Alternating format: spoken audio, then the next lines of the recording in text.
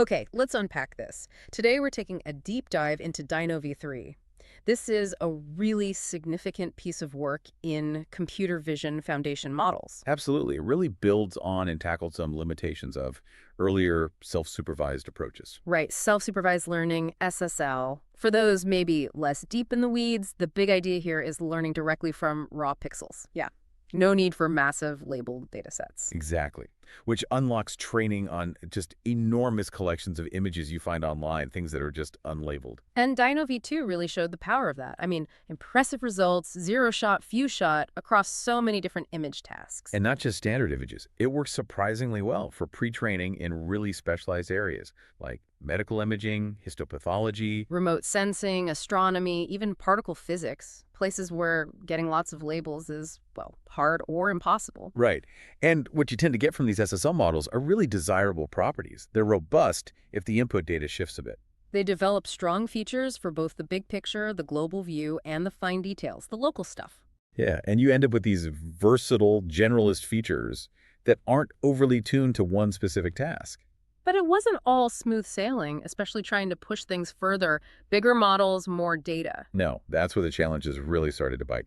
Even with DINOv2 being quite successful, scaling it way up highlighted, well, three main roadblocks. Okay. First, just dealing with the sheer volume. How do you actually pick out useful data from, say, billions of unlabeled web images? It's not just about quantity. Right. Curation becomes key, even without labels. Precisely. Second, optimization. Things like cosine learning rate schedules. They kind of assume you know how long you need to train for. Which you don't, really, when you're dealing with data sets this massive and models this complex. You don't know the endpoint beforehand. Exactly. That a priori knowledge just isn't practical. And third, and this was maybe the most critical bit. The dense features. Yeah. They found that performance on dense tasks, like segmentation, actually started to degrade after a certain point in training. Even while the global metrics, like classification, were still improving. Right. Especially for models bigger than VT large, say over 300 million parameters, the fine-grained detail got worse. So that really limits the usefulness of just scaling up indefinitely if the local understanding breaks down. It was a major hurdle, a clear trade-off. Okay, so this degradation problem, that's really where DINOv3 comes in. It's positioned as the direct answer to these scaling challenges. That's the idea. A focused effort to push SSL training to a whole new scale by tackling those specific issues head-on. And the mission they set out is pretty ambitious. A universal visual encoder. Yeah, not just slightly better, but aiming for state-of-the-art across the board, even potentially surpassing supervised or metadata-heavy approaches. To get there, they laid out three core objectives. First, train a truly versatile foundation model, works across tasks and domains. Second, directly fix those shortcomings, especially the dense feature degradation problem. And third, release a whole family of models that people can actually use, off the shelf, make it accessible. Right. Democratize it a bit. So let's start by looking at how they tackled data, because that's often where the rubber meets the road with these massive models. You mentioned curation is key, not just volume. Exactly. Just throwing more data at the problem isn't enough. They found careful curation is crucial, even in this unsupervised setting. Which raises that big question, how do you collect useful data without labels efficiently? Right. When you're talking billions of images. Well, DINOv3 uses this really sophisticated two-pronged approach. It's designed to get both broad coverage and high performance. Okay, break that down for us. So the starting point was huge. Right. About 17 billion images from public Instagram posts.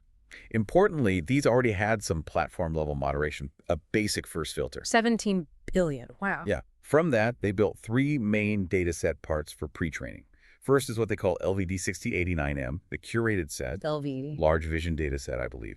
They use a hierarchical k-means clustering method, building on some recent work.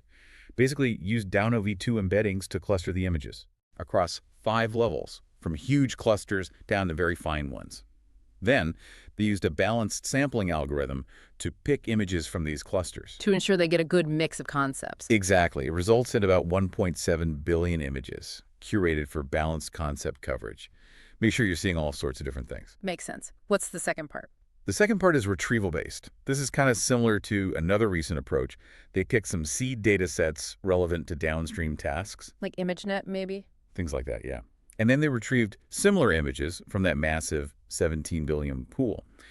The idea here is to pull in data specifically relevant for tasks people actually want to solve later. Focus on utility. Got it. So curated diversity and task-relevant retrieval. And the third part? The third part is simpler.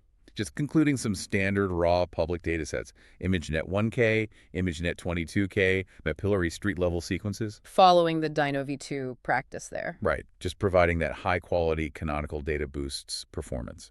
So you've got these three pools of data. How do you mix them during training? Is it just random? Not quite random. These is an interesting data sampling strategy. They noticed some work suggesting that using batches of just really high-quality data, like from ImageNet 1K, can be beneficial. Homogeneous batches. Exactly. So their sampler does this. 10% of the time, it pulls a batch only from ImageNet 1K. Okay. The other 90% of the time, it makes a heterogeneous batch, mixing images from the curated LVD set, the retrieval set, and the other public data sets like ImageNet 22K and mapillary. So a hybrid approach, injecting that concentrated high-quality signal regularly. Precisely. And they actually tested this whole pipeline in an ablation study, which you can see in Table 1 of the paper. What did that show? They compared training with just raw data, just the clustered data, just the retrieved data, and then their full mixed LVD 1689M approach. They used a shorter training schedule for these tests. And the results? The takeaway was clear. No single technique was best on its own across all the different benchmarks. They tested things like ImageNet KNN, linear probes, ObjectNet, iNaturalist, image retrieval. But the combined approach? The combined DINOv3 pipeline consistently performed best overall. It really showed that blending these strategies gives you a synergistic benefit. The curation, retrieval, and high-quality injection all contribute. So with that really refined data strategy sorted, what kind of model architecture are they using to actually learn from it? What's the muscle behind this? Right, the model itself. And this is where the scaling really happens. As we said, many SSL methods struggle to scale up gracefully. DINOv3 got to about 1.1 billion parameters, which was already impressive. But DINOv3 pushes way beyond that. Way beyond. They scale up to a 7 billion parameter model, which they call VT7B. 7 billion. Okay, can you give us a sense of how that compares to DINOv3's largest model? Yeah, Table 2 lays it out nicely. Parameters go from 1.1 billion in DINOv3 Giant to 6.7 billion here. The embedding dimension jumps from 1536 to 4096. Huge increase. FFN hidden dimension doubles, roughly, from 4096 to 80192. More attention heads, 32 instead of 24. What about patch size? Did that change? It did, slightly. DINOv3 used 14 by 14 patches. DINOv3 uses 16 by 16. It seems small, but it affects the sequence length the model processes for a given image size. Right. Fewer, slightly larger patches means a shorter sequence length, potentially helping with computational costs. Potentially, yeah. And for position embeddings, they switch things up too. DINOv3 used learnable ones. DINOv3 uses rope. Rotary position embeddings. Right, axial rope specifically. And they added something called ropey box jittering. What does that do? It helps the model become more robust to images of different resolutions, scales, aspect ratios. Basically, they randomly scale the coordinate box used for rope during training. Makes it generalize better. Clever. Anything else architecturally significant? Yes. They also incorporated register tokens, 4 of them.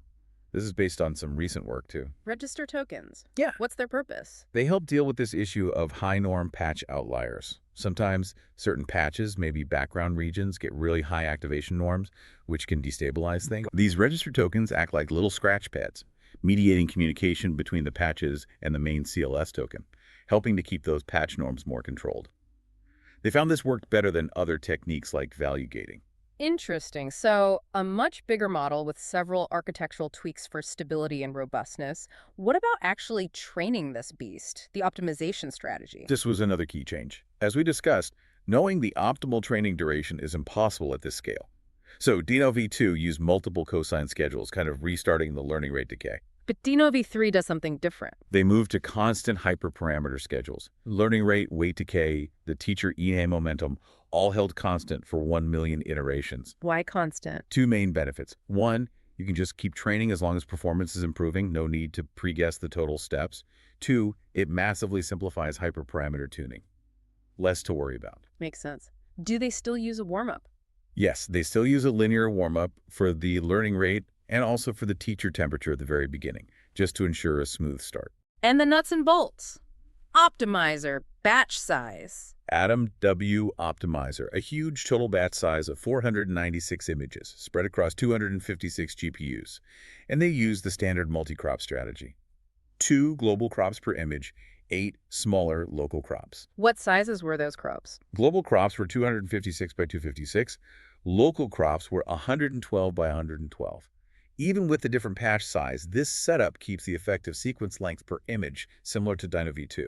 And the total number of tokens processed per batch must be enormous. Yeah, about 3.7 million tokens per batch. It's a massive computational effort, but this combination of scaled architecture and revised optimization is what allows DINOv3 to push the boundaries. Okay, this brings us to what feels like the core breakthrough.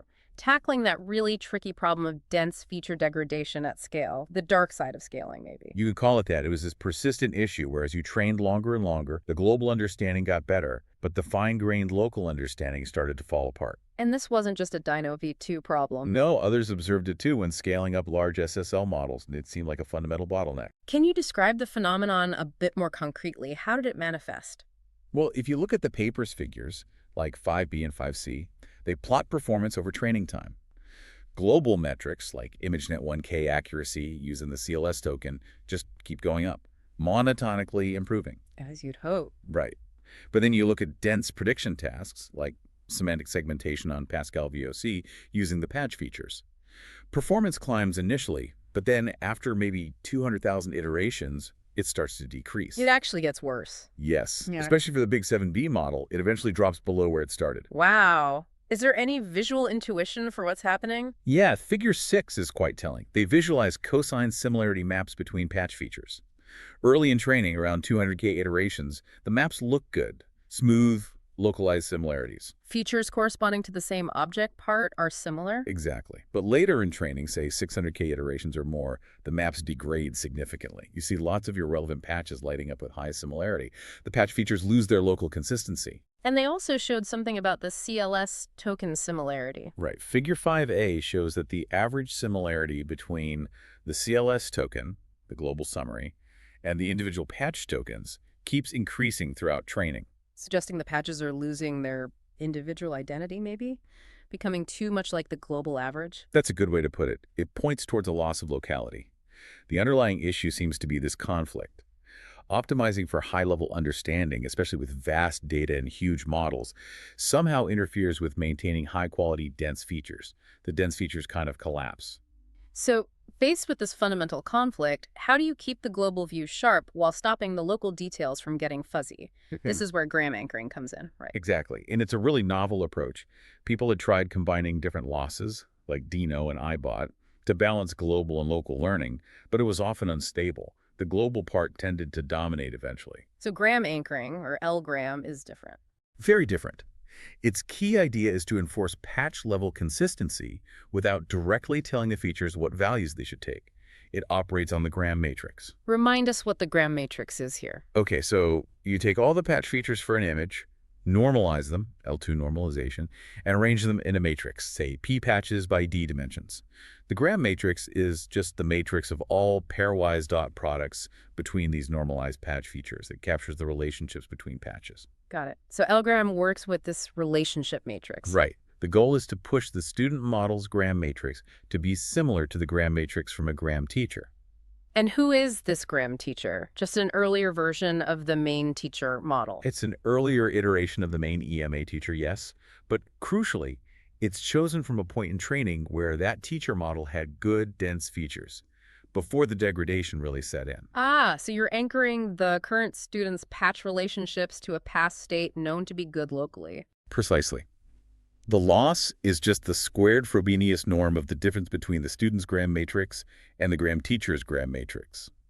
It encourages the student to maintain similar relative feature structure, even if the features themselves change. Clever. How is this applied in practice?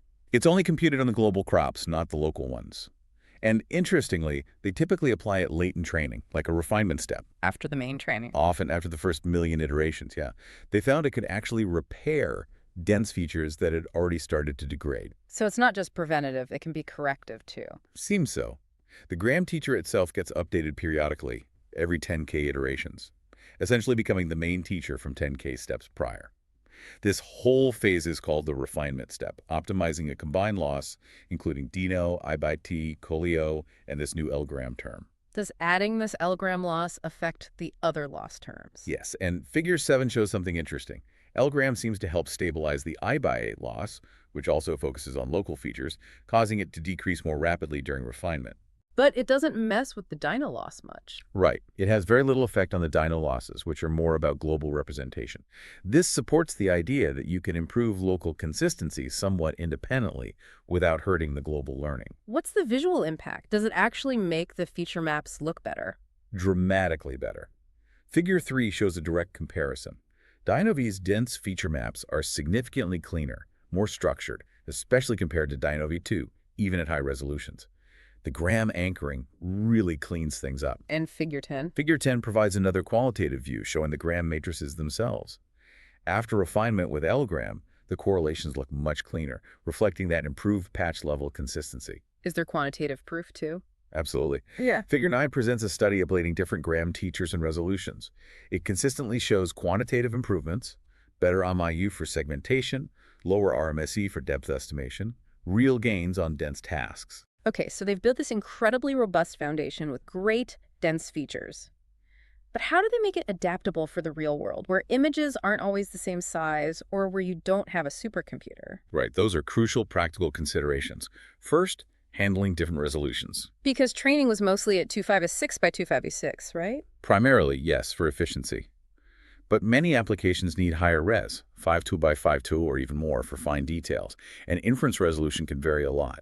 So how do they adapt? They add a relatively short high-resolution adaptation step, just 10,000 extra iterations. And what happens during those iterations? They use mixed resolutions. In each batch, they randomly sample global crops from different sizes, maybe 512 or 768, and local crops from various smaller sizes. Exposing the model to different scales explicitly. Exactly. This brief adaptation makes the model perform well across a wide range of resolutions you might encounter during inference. Adds that practical flexibility. And what about making this power accessible? A 7 billion parameter model isn't something everyone can run. True. This is where model distillation comes in. They created a whole family of DINOv3 models. As shown in figure 16F. Yep. It ranges from a compact VTS with only 21 million parameters, suitable for edge devices, up through medium, large, huge, all the way to a VTH plus with 840 million params, plus the big 7B teacher. And the smaller ones are distilled from the big one. That's the process. They transfer the knowledge from the 7B teacher to these smaller student models, like the VITH plus lay. How well does that work? Does the distilled model retain the performance? Remarkably well. Figure 16b and Table 14 show that the VITH plus 8, despite being nearly 8 times smaller than the teacher, achieves very comparable performance on many benchmarks. ImageNet, ObjectNet, 8020K segmentation, cityscapes. That's impressive distillation. It really is. And across the board, the DINOv3 family consistently beats DINOv2, SIGLIP2, PE, especially on those dense tasks. We're talking gains like 6 MIU points for VDL on 8020K. And crucially, without hurting the global performance. Correct. The improved dense performance doesn't come at the cost of global accuracy. It's a win-win. Did they only distill into VITs? No, they also distilled into convexed architectures, TSBL sizes. Why convexed? They're known for being very efficient, good FLOPs, and often run well on hardware optimized for convolutions. Plus, CNNs can sometimes be easier to quantize effectively for deployment on really constrained devices. Good point. Do these distilled models also handle different resolutions well? Yes, Figure 17 shows that feature stability across resolutions is excellent, especially for the VITH pluses. It maintains consistent representations even when the input size changes dramatically, like from roughly 900 by 500 up to over 7,000 by 4,000 pixels. So the distillation preserves that robustness too, makes these powerful features much more practical. Exactly. It brings the state-of-the-art within reach for many more applications. Okay, moving beyond just vision, connecting sight and language is a huge goal. How does DINOv3 bridge that gap into the multimodal world? Right. This is about adding open vocabulary capabilities, letting the model understand images based on text descriptions, even for concepts it hasn't seen explicitly paired during training. Zero-shot understanding. How do they achieve that alignment? They use the LaTeX approach, learning from text. Basically, you train a text encoder from scratch to produce embeddings that match the image embeddings using a contrastive loss. And what happens to the DINOv3 vision encoder during this? Crucially, it's kept frozen. Ah, so you're leveraging the powerful pre-trained visual features directly. It saves a huge amount of computation compared to training vision and language jointly from scratch. They do add a couple of extra transformer layers on top of the frozen vision backbone just for flexibility during this alignment phase. Is there anything novel in how they connect the vision and text parts? Yes, a key enhancement. Before matching to the text embedding, they concatenate the standard output CLS token with the mean pooled patch embeddings. Why do that? This allows the alignment to happen based on both the global summary, CLS token, and the local details, patch features.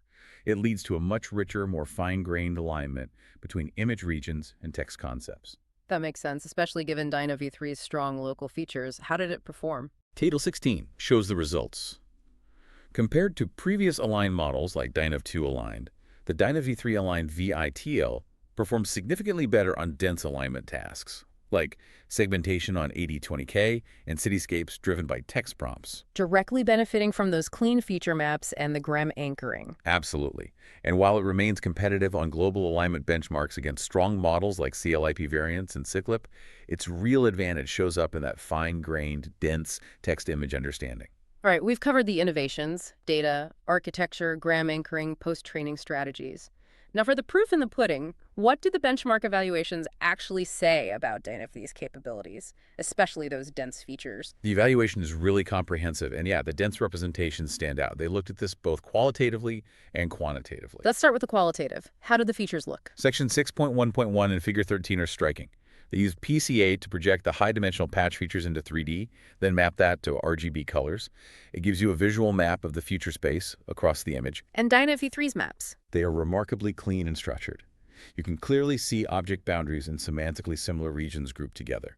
When you compare visually to others like CIGLIP2, PESPatial, or even DINOv2, the improvement in quality and coherence is really obvious. Less noise, better grouping. Okay. And quantitatively, how does it score on dense tasks? Using dense linear probing, just training a linear layer on frozen features, it sets new state-of-the-art results on standard semantic segmentation benchmarks. 80/20K, cityscapes, VOC, big gains over DINOv2, and others on 80/20K, for instance. What about depth estimation? Same story. Superior performance on NYU-V2 and KITI for monocular depth, again with a frozen backbone. It really captures that geometric structure well. Any other dense evaluations? Yes, 3D correspondence estimation. This tests how consistent the features are across different views of the same scene or object. On datasets like NAVI, geometric, and spare, semantic, DINOv3 shows strong correspondence recall, often beating DINOView and other self- or weakly-supervised methods. Good for 3D understanding. And unsupervised object discovery, finding objects without labels. It improves significantly over DINOv2 here, too. DINOv2 actually struggled a bit with this due to those dense feature artifacts we discussed. DINOv3 gets a nearly 6-point core lock improvement on VOC 2007, outperforming previous methods. It's better at picking out salient objects on its own. Does this strength extend to video? It seems so. For video classification, they used a simple attentive probe on the patch features extracted frame by frame. Even with this simple approach, it achieved competitive top-1 accuracy on UCF 101, something V2, and Kinetics 400. So the per-frame features are strong enough for high-level video understanding, too. Strong performance is great, but how well does it generalize? What about robustness to data shifts or unseen conditions? That's critical for a universal encoder. Absolutely crucial. And DINOv3 shows really significant improvements in out-of-distribution or OOD robustness. Compared to DINOv2. Big gains, like plus 10% on ImageNet-R, plus 6% on ImageNet Sketch, and a massive plus 13% on ObjectNet over DINOv2, which is already pretty strong. How does it stack up against weakly supervised models like CIGLIP or PE, which often excel at robustness? It's very competitive. On ImageNet-R and Sketch, results are comparable. On the really tough OOD benchmarks like ImageNet-A and ObjectNet, it's close to PE, and notably better than CIGLIP-V2. This is actually the first time an SSL model has reached this level on those challenging OOD sets. What about standard corruptions like ImageNet-C? It achieves the best robustness scores there, too. While its standard ImageNet validation accuracy might be a tiny bit behind CIGLIP-V2 or PE, on cleaner test sets like ImageNet V2 or NAX Real, the scores are basically identical. So the core representation is very high quality and robust. Any results on instance recognition, finding specific objects or landmarks? Yes. Table 23 shows strong performance there as well. On benchmarks like Oxford Hard, Paris Hard, the Met dataset artworks, and Amsterdam, historical versus modern street views, DINOv3 shows significant improvements over DINOv2. Especially on the art and historical images. Yeah, gains of over 10 points on Met and over 7 points on Amsterdam. These are domains where weakly supervised models often struggle, but DINOv3's robust features seem to handle them very well. Okay, so it's strong on its own. But the real test often comes when you plug these foundation models into larger state-of-the-art systems for core tasks like detection or segmentation. How does DINOv3 perform as a component? This is where you really see the power of its features. The paper shows it enables state-of-the-art results in several complex pipelines, often without even needing to fine-tune the DINOv3 backbone itself. Let's start with object detection. Okay, they integrated it with ViT adapter and mask2former. Crucially, the DINOv3 backbone was kept frozen. Only a small detection headcoder was trained. They had to adapt the decoder dimensions slightly for DINOv3's larger output. And the results on COCO. New state-of-the-art performance on COCO object detection, and also on the challenging COCO benchmark, which has out-of-distribution objects. This really highlights the precision of the frozen features for localization and recognition. What about semantic segmentation? Similar setup. Frozen DINOv3 backbone with mask2former and ViT adapter.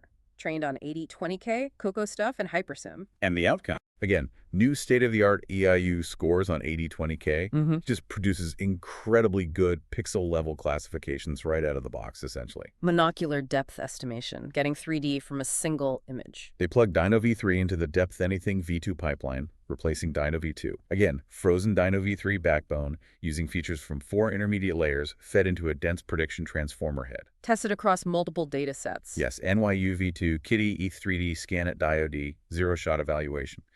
And DINOv3 set new state-of-the-art results across all of them for relative depth estimation, lower error, higher accuracy, a big step for 3D understanding from 2D. Wow. Any other integrations? One more really interesting one, the Visual Geometry Grounded Transformer, or VGGT. This thing tries to estimate camera parameters, point maps, depth maps all in one go. Comprehensive 3D scene understanding. Exactly. They just swapped DINOv2 out for DINOv3 VPL in the VGGT pipeline, using intermediate features again. Consistent improvements across the board. Better camera pose estimation on Re10K and CO3DV2. Better dense multi-view estimation on DTU. Better two-view matching on ScanNet. It shows clear gains across different levels of geometric and semantic understanding just by swapping in the better backbone. That's a compelling demonstration across standard vision tasks. Now, for the universality claim, how does it handle something completely different, like satellite imagery? That's a major domain shift. It is indeed. Satellite images have very different textures, sensor noise, viewpoints compared to typical web photos.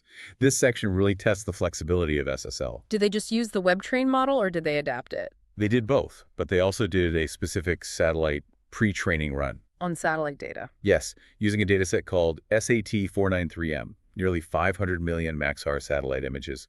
They trained a DINOv3 7B model using mostly the same hyperparameters as the web version, just adjusting normalization and training length. They included the gram regularization and high-res tuning steps too. And then distilled it. Yep, distilled the 7B satellite model down to a VTL for practical use, just like the web model. How did these satellite-focused models perform, say, on something like canopy height estimation? That's a tough metric task. It needs accurate spatial structure. Yep. They tested both the DINOv3 web and satellite models frozen with a DPT head. And the results? Both performed very well, often beating previous methods. The 7B satellite model was particularly strong. They showed improved MAE and R2 scores on both in-distribution and out-of-distribution test sets across different geographies. Figure 19 showed some examples. Yeah, visually, the DINOv3 maps looked more accurate, better at capturing tree heights, even for isolated trees. That's impressive. But what's really striking is the claim that these general SSL models, even the web-trained one, outperform methods designed specifically for Earth observation. It really challenges the conventional wisdom, doesn't it? The idea that you absolutely need domain-specific heuristics, like using multiple spectral bands or temporal data. So how broad was the comparison? Very broad. Tables 18 and 19 show benchmarking across 15 GeoBench tasks, classification, segmentation, and other high-res datasets like LoveDion IceAid. And DINOv3. The frozen DINOv3 models, both web and satellite, set new state-of-the-art on 12 out of the 15 GeoBench tasks and on the high-res datasets too. And this was using only RGB input and a frozen backbone. Exactly. outperforming models like Prithvi v2 or DOFA that often use 6 or more spectral bands and are heavily fine-tuned for the specific tasks. What are the implications of that? Well, it strongly suggests general-purpose SSL can be incredibly effective, maybe even more effective than specialized approaches, particularly for tasks needing sharp boundaries like segmentation. It supports the idea that domain-agnostic pre-training gives you powerful generalization. Do the web and satellite models have different strengths? Interestingly, yes. The DINOv3 satellite model tended to be better at metric tasks, like the canopy height estimation, probably because it saw satellite-specific geometry during pre-training. But the DINOv3 web model often excelled on the semantic geospatial tasks, likely due to the sheer diversity of objects and concepts it learned from the web data. They seem complementary. So, wrapping this all up, this deep dive into DINOv3 really paints a picture of a significant leap forward. It feels like they've cracked a major code in scaling self-supervised learning effectively. I think that's fair to say. The combination of meticulous data work and, critically, the Graham anchoring method to solve that dense feature degradation problem, those are the two pillars holding this up. And the result is a model or family of models that achieves both that high-level understanding and the fine-grained detail. Exactly. And it's shown to be versatile, adaptable to different resolutions, distillable to smaller sizes, alignable with text, and transferable to very different domains like satellite imagery. The universality aspect seems quite strong. It really pushes the boundaries of what we thought SSL could do, getting us closer to truly general visual encoders. And the reduced reliance on labels. That's not just about saving money or effort, it's fundamental. It opens up learning in domains where labels are simply not feasible to get at scale. It's a paradigm shift, as you said. It is, though it's also worth acknowledging the resources involved.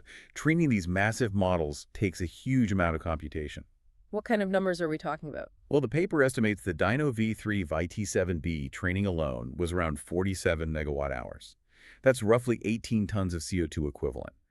The whole project, maybe around 9 million GPU hours, could be in the ballpark of 2,600 tons of CO2 equivalent. Significant numbers, puts the advances in perspective. It does. It's a cost that needs to be considered alongside the incredible scientific and engineering achievements here. This whole exploration of DINOv3 has been fascinating. It really makes you think.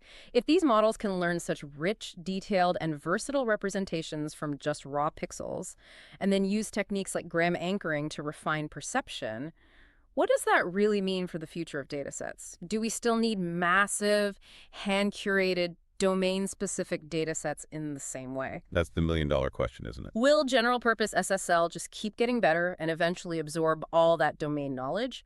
Or are there fundamental limits? Will there always be a need for that human touch, that specialized data curation for certain problems? Something to ponder. Thank you for joining us for this deep dive into the complex and exciting world of DINOv3. We hope you've taken away some surprising facts and valuable insights into where computer vision is heading.